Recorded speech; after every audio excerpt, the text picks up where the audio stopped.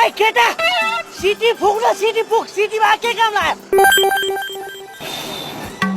सिटीमा बस्दैन के फुक्नु नि बस्दैन रे होइन के भन्छ यो अघिसम्म त मजाले बज्थ्यो त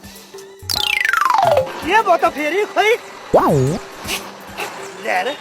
ल हेर यो भित्रको गेडै रहेन रहेछ अनि कहाँबाट बज्छ त खोइ यहाँको गेडो खोइ मलाई के त आफै कहाँ खेल्छन् अनि मलाई दोष लाउँछन् ओखे अब यसलाई देखेको